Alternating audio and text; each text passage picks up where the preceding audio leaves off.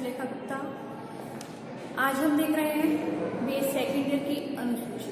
अनुसूची का हमने चैप्टर कल पढ़वाया था आपको, अपने नेक्स्ट जो पहले की वीडियो थी उसमें करवाया था कि अनुसूची क्या होती है। तो अनुसूची वह है, एक प्रश्नों की एक माला होती है जिसमें कि अध्ययनकर्ता स्वयं सूचनादाताओं के पास जाता है और उन लिखित प्रश्नों को उनमें से देखता है और उत्तरदाताओं से क्वेश्चन पूछता है। जब उत्तरदाता उन प्रश्नों के जो भी उत्तर देते हैं उनको उसी हिसाब से हाथों की हाथ लिखता जाता है, वो होती है अनुसूची। अनुसूची में सूचनादाता उत्तरदाता के आमने सामने के संपर्क होते हैं, यानी कि अवलोकन प्रत्यक्ष संपर्क होते हैं। इसमें सूचनादाता प्रत्येक सूचनादाताओं के पास, इसमें अध्ययनकर्ता प्रत्येक सूचनादाताओं के पास स्वयं जाता है और वहां पर उन सूचनाओं को एकत्रित करता है, उनके उत्तरों को प्राप्त करता है और एक अनुसूची में लिख देता है। अनुसूची में प्रश्नों के उत्तर एक शब्द के भी हो सकते हैं, हाँ या ना में भी दे सकते हैं। तो इस प्रकार के प्रश्नों को ऐसे शामिल करता है जिसका कि उत्तरदाता आसानी से जवाब दे सकते हैं। अनुसूची में एक और ये फायदा होता है कि सूचनादाता भले ही अनपढ़ हो फिर भी वह उत्तर दे सकता है, क्योंकि प्रश्नावली में वह अगर अनपढ़ होगा तो प्रश्नों के पढ़ कैसे पाएगा। ना तो प्रश्नों को पढ़ सकता है और ना ही उनका उत्तर लिख सकता है, क्योंकि अनपढ़ को ना तो पढ़ना आएगा ना लिखना आएगा।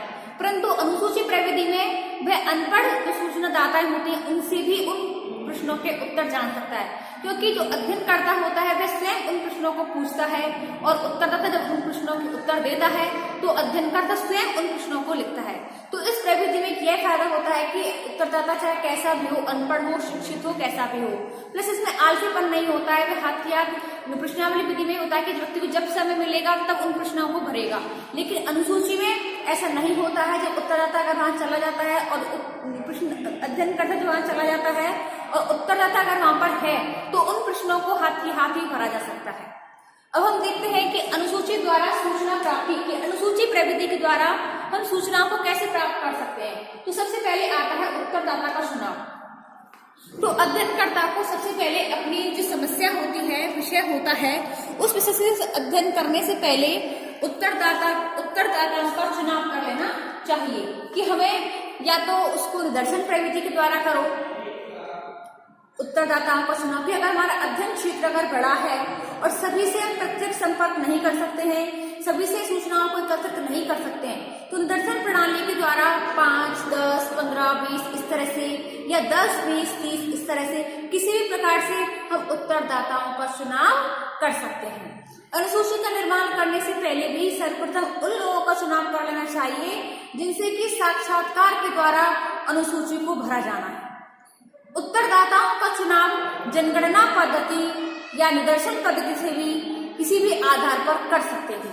इसके बाद आता है अनुसूची का पूर्व परीक्षण।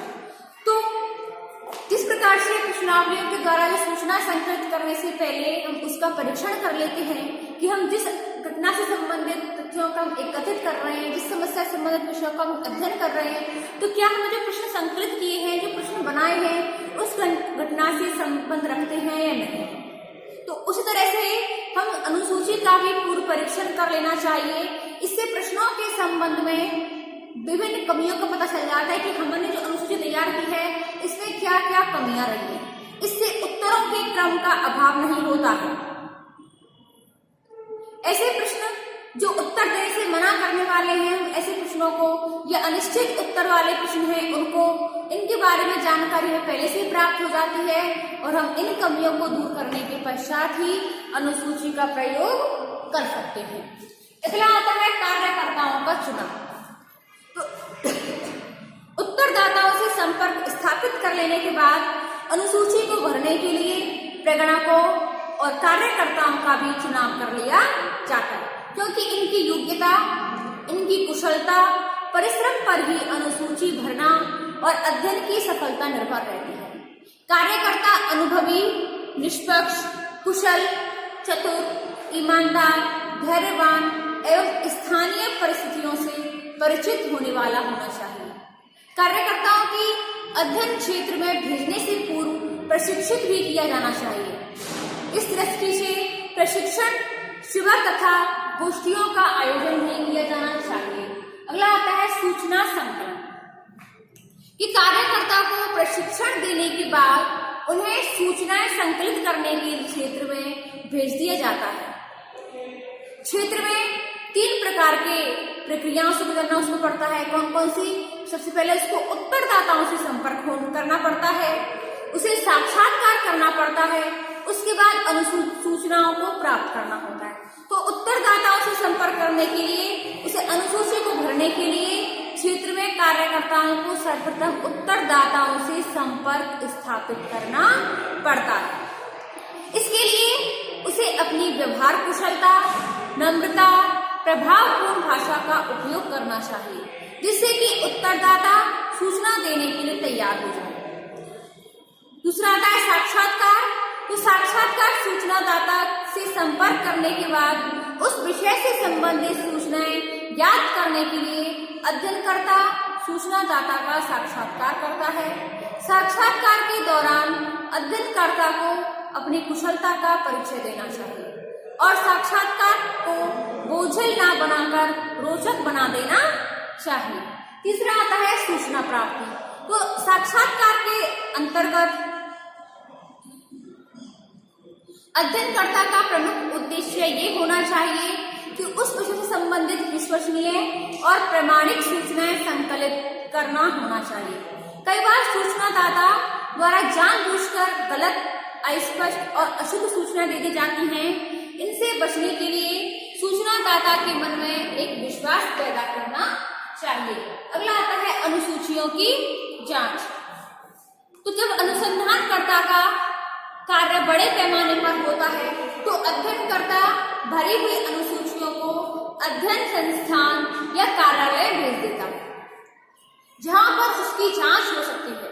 वहां पर यह भी देखा जाता है कि कोई सूचना छूट तो नहीं गई या इसका गलत स्थान पर तो प्रयोग नहीं हो गया है। अस्पष्ट और अस्वच्छ लिखी हुई अनुसूचियों को पुनः अनुसंधानकर्ता के पास भेज दिया जाना चाहिए। अगला आता है अनुसूचियों का संपादन। तो अनुसूचियों का संपादन भली भांति जांच करने की बात करते हैं। इसके लिए हमें अनुसूचियों का वर्गीकरण करना पड़ता है। जिस क्षेत्र से अनुसूचियों के आ जाने के बाद उन्हें वर्गीकृत किया जाता है, उन्हें शीर्षकों के अनुसार अलग अलग भागों में बांटते हैं। उन पर संबंधित चिट लगा दी जाती है कि ये इस वर्ग के हैं, ये इस वर्ग के हैं। इसके साथ ही विभिन्न प्रविष्टियों की भी जांच कर ली जाती है।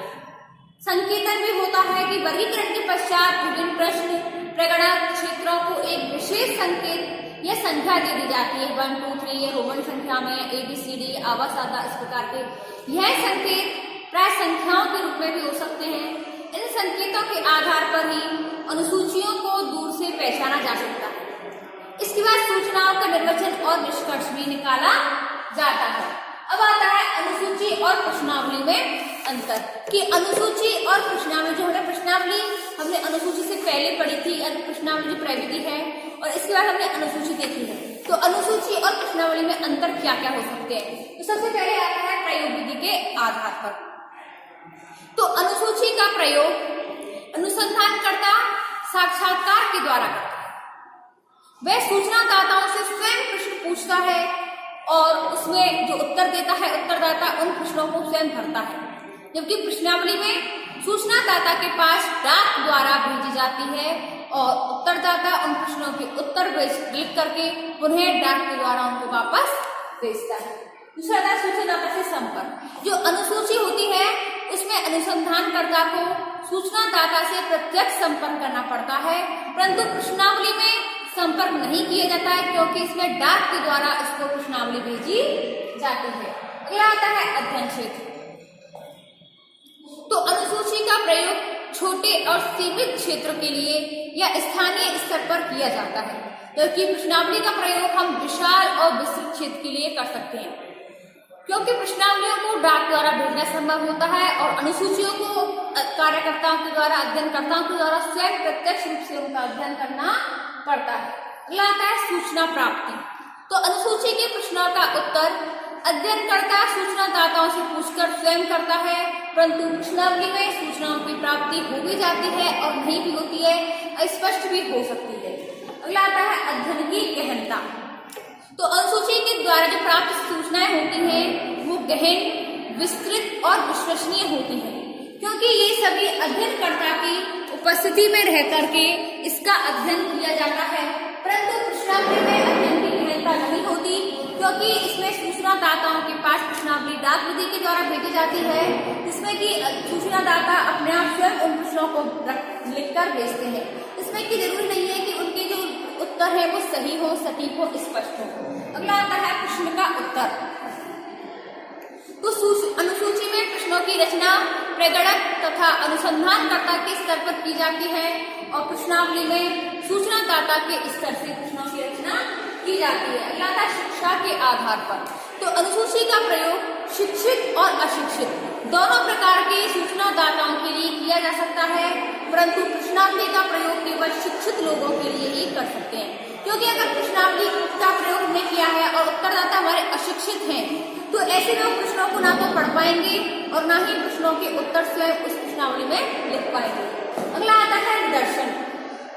तो अनुसूची द्वारा अध्ययन करने के लिए चुना गया जो निदर्शन होता है उसमें अधिक प्रतिनिधित्वपूर्ण होता है, क्योंकि उसमें शिक्षित और अशिक्षित सभी प्रकार के सूचनादाता हो सकते हैं, जबकि प्रश्नावली में केवल शिक्षित उत्तरदाताओं का ही चुनाव किया जा सकता है, इसलिए वे समग्र का पूर्ण प्रतिनिधित्व नहीं कर सकते हैं। अगला आता है व्याख्यात्मक टिप्पणियां। प्रश्नावली में अनुसंधानकर्ता उपस्थित नहीं होता है, वह तकनीकी शब्दों और इकाइयों को समझने के लिए व्याख्यात्मक टिप्पणियां या फुटनोट्स भी लिख देते हैं, जबकि अनुसूची में अनुसंधानकर्ता स्वयं उपस्थित होता है, इसलिए उसे टिप्पणी लिखने की आवश्यकताएं नहीं होती। 10वां आता है समय, श्रम और धन की आवश्यकता। तो अनुसूची में अधिक श्रम, अधिक समय और अधिक धन की आवश्यकता होती है, परंतु प्रश्नावली में समय, श्रम और कार्यकर्ता का धन की आवश्यकता अपेक्षितः कम होती है, क्योंकि ऐसी प्रश्नावली में एक साथ सभी सूचनादाताओं से उत्तर प्राप्त किए सकते हैं, इसमें समय कम लगता है, बिना मेहनत के ही डाक द्वारा भेजी जाती है, अपने अपलोड करा जाती है और धन भी इनकी प्रतियां छपने में बहुत कम खर्च होता है। अगला आता है पक्षपात। तो अनुसूची में अनुसंधानकर्ता सूचना लिखने में अपनी राय और पक्ष का प्रभाव भी डाल सकता है, वह सूचनादाताओं के विचारों को भी प्रभावित कर सकता है, जबकि प्रश्नावली में सूचनादाता स्वतंत्र रूप से अपने विचार व्यक्त करता है, उसमें पक्षपात आने की संभावना नहीं रहती। अगला आता है प्रत्युत्तर का प्रतिशत। तो अनुसूची के द्वारा जो प्रत्युत्तर की संभावना होती है 100% होती है, क्योंकि जो प्रश्न हम उत्तरदाताओं से करेंगे उन प्रश्नों का उत्तरदाता हमें जवाब देंगे, परंतु प्रश्नावली में यह प्रतिशत प्रयत्न करने के लिए बहुत मेहनत करनी पड़ती है, लेकिन फिर भी 50 से अधिक इसका प्रतिशत नहीं हो पाता है, क्योंकि जो उत्तरदाता होते हैं सभी प्रश्नों का उत्तर नहीं दे पाते हैं। अगला आता है अवलोकन। तो अनुसूची का प्रयोग करने के दौरान अवलोकन भी किया जाता है, जबकि प्रश्नावली में इसका अवसर ही नहीं मिलता, क्योंकि डाक विधि के द्वारा हम इसका अध्ययन करते हैं।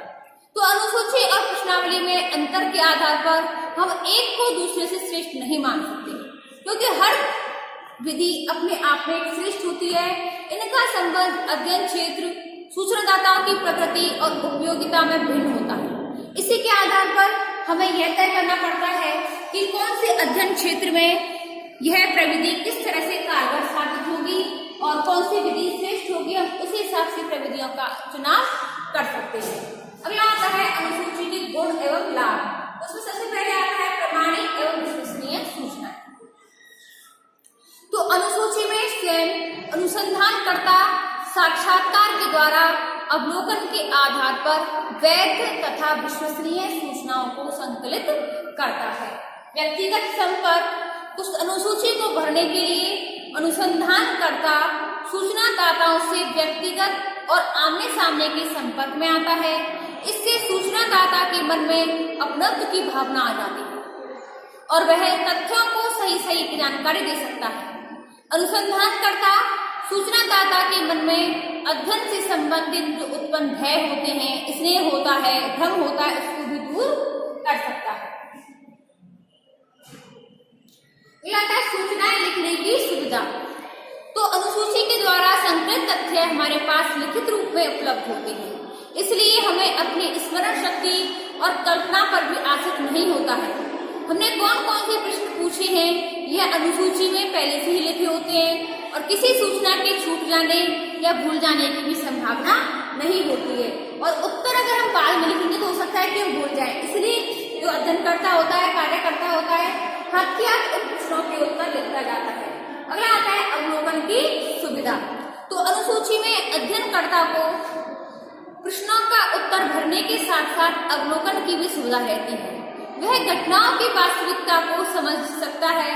इसमें अध्ययनकर्ता की अवलोकन शक्ति में भी वृद्धि होती है। अगला आता है अधिकतम प्रत्युत्तर। तो अनुसूची के द्वारा जो सूचनादाता उत्तरदाताओं के पास जाता है और प्रश्नों पूछता है तो उनको जितने भी उनसे प्रश्न पूछेगा उसे सभी प्रकार के उत्तर उसे मिल जाते हैं। तो ऐसे में उसे अधिक प्रत्युत्तरों का अधिक से अधिक उसे उत्तर मिल जाते हैं। अगला आता है स्पष्टीकरण संभव। तो अनुसूची में अध्ययनकर्ता का सूचनादाता से प्रत्यक्ष संपर्क होता है। वह प्रश्नों की भाषा में आने वाली कठिनाई, अस्पष्टता सभी को स्पष्ट कर देता है। सूचनादाताओं की शंकाओं और जिज्ञासाओं का भी निवारण कर देता है। ऐसा करके वह अधिकतम सूचनाएं प्राप्त करने में बहुत सफल हो जाता है। सभी वर्गों के लिए उपयोगी है। तो अनुसूची का प्रयोग समाज के लिए सभी वर्गों, चाहे वे शिक्षित हो अशिक्षित हो, सभी के लिए किया जाता है, क्योंकि अनुसंधानकर्ता अपनी उपस्थिति के कारण अशिक्षितों को भी प्रश्नों को समझाकर सूचनाएं संकलित कर देते हैं। निदर्शन संबंधी दोषों का निवारण। तो प्रश्नावली में तो अध्ययन के लिए सभी में से केवल शिक्षित लोगों को चुना जाता है, परंतु समग्र का पूर्ण नेतृत्व नहीं हो पाता है। परंतु अनुसूची में सभी प्रकार के लोगों का अध्ययन करना संभव होता है, चाहे वे शिक्षित हो या फिर अशिक्षित हो। इसलिए निदर्शन में समुचित प्रतीत न होने के कारण कोई दोष आ ही नहीं सकता है। अगला आता है सांख्यिकीय विश्लेषण सरल। अनुसूची में प्रश्नों की क्रमबद्धता एवं सारणी होने के कारण जो प्राप्त सूचनाएं होती हैं सांख्यिकीय विश्लेषण के कारण, सांख्यिकीय विश्लेषण सरलता के कारण बहुत ही सरल हो जाती हैं। अगला आता है मानवीय तत्वों की प्रधानता। तो अनुसूची में मानवीय तत्व प्रारंभ से ही अंत तक उपस्थित रहता है। सूचना संकलन की प्रक्रिया रोचक, आकर्षक, सरस हो जाती है। अध्ययनकर्ता और सूचनादाता आपस में संपर्क में आ जाते हैं और एक दूसरे से कुछ ग्रहण करते हैं। अनुसंधान मानवीय अनुसंधान बन जाता है। लाता है दोषपूर्ण लिखावट से बचाव। तो अनुसूची में अनुसंधानकर्ता स्वयं ही सूचनाओं को लेखबद्ध करता है और वह दूसरे द्वारा लिखने पर आने वाले दोष होते हैं उनसे बच जाता है। अगला आता है प्राथमिक तथ्यों का संकलन। अनुसूची के द्वारा समस्या के बारे में प्राथमिक तथ्य संकलित किए जाते हैं। अनावश्यक तथ्यों से छुटकारा। अनुसूची में ऐसे तथ्यों को सम्मिलित नहीं करते हैं जिनका अनुसंधान विषय से कोई संबंध ना हो। साक्षात्कार एवं अवलोकन का लाभ। तो अनुसूची में अवलोकन और साक्षात्कार दोनों विधियों का प्रयोग होने से इसमें दोनों विधियों के गुण पाए जाते हैं। अब आता है अनुसूची के दोष एवं सीमाएं। कि अनुसूची के गुण होते हैं तो कुछ दोष भी होते हैं, तो इसकी दोष या सीमाएं कौन कौन से हो सकते हैं। इसमें सबसे पहले आता है सार्वभौमिक प्रश्नों का अभाव। तो अनुसूची में ऐसे प्रश्नों का निर्माण कठिन होता है जिसमें सभी उत्तरदाता समान रूप से समझे और उत्तर दें। प्रश्नों की रचना करते समय पर्याप्त सावधानी रखना बहुत जरूरी होता है और ऐसे प्रश्नों का निर्माण करना सरल नहीं है जो सभी बौद्धिक, शैक्षणिक या सांस्कृतिक स्तर के लोगों के लिए समान रूप से उपयुक्त हो। अगला आता है संपर्क की समस्या। तो आधुनिक जीवन हमारा इतना बिजी जीवन है, इतना व्यस्त है कि सभी सूचनादाताओं से संपर्क करना कठिन हो पाता है। अधिक बिजी होने के कारण अध्ययनकर्ता को सूचनादाताओं के पास संपर्क के लिए बार बार जाना पड़ता है। फिर भी यह संभव नहीं होता है कि एक ही बार में संपर्क में सारी सूचनाएं संकलित कर ली जाए। ऐसी स्थिति में सूचनाएं अपूर्ण रह सकती हैं। अधिक धन, समय, श्रम की आवश्यकता। तो अनुसूची का प्रयोग करने के लिए अध्ययनकर्ता को प्रत्येक उत्तरदाता से संपर्क करना पड़ता है, जिसके लिए बहुत अधिक समय की आवश्यकता होती है। साथ ही कई अध्ययनकर्ताओं की भी आवश्यकता होती है, जिनके प्रशिक्षण, वेतन आदि पर बहुत अधिक धन व्यय करना पड़ता है। इस प्रकार धन समय की अधिक महंगी प्रणाली है। अगला आता है सीमित क्षेत्र में उपयोग। तो अनुसूची का प्रयोग केवल सीमित क्षेत्र में ही हो सकता है, छोटे क्षेत्र में हो सकता है। अधिक कार्यकर्ताओं की आवश्यकता होने, अधिक समय, अधिक धन खर्च होने के कारण बड़े क्षेत्रों में अध्ययन के लिए अनुसूची विधि उपयोगी नहीं होती है। अगला आता है संगठनात्मक समस्याएं। तो अनुसूची के द्वारा अनुसंधान का संचालन जब बड़े पैमाने पर करना होता है तो कई कार्यकर्ताओं की आवश्यकता होती है। इन कार्यकर्ताओं को प्रशिक्षित करने, मार्गदर्शन करने और उनके द्वारा बनी हुई अनुसूची की जांच करने आदि के लिए एक बड़े संगठन की आवश्यकता होती है, जिसका संचालन करने में अनेक प्रशासन संबंधी समस्याएं आती हैं। अनुसंधानकर्ताओं की लापरवाही। तो कई बार अनुसंधानकर्ता अध्ययन के प्रति लापरवाही बरतते हैं, क्योंकि उनकी नियुक्ति अस्थायी तौर पर होती है, इसलिए वे अनुसंधान कार्य में रुचि नहीं लेते हैं और कई बार फर्जी तौर पर अनुसूचियों की खानापूर्ति कर देते हैं। सातवां आता है सूचनादाताओं का पक्षपातपूर्ण व्यवहार। तो अनुसूची में अनुसंधानकर्ता सूचना देने के लिए सूचनादाताओं को प्रेरित करता है। ऐसी स्थिति में कई बार सूचनादाता वही उत्तर देता है जो अनुसंधानकर्ता पसंद करता है। कई बार अध्ययनकर्ता प्रश्नों के उत्तर लिखने में अपने विचारों का भी प्रभाव डालता है। अध्ययनकर्ता की भाषा तथा शैली के आधार पर सूचनादाता के व्यवहारिक पक्षपात आने की भी संभावना रहती है। एक जोखिम भरी प्रविधि। कई बार अनुसूची द्वारा अध्ययन जोखिमपूर्ण रहता है।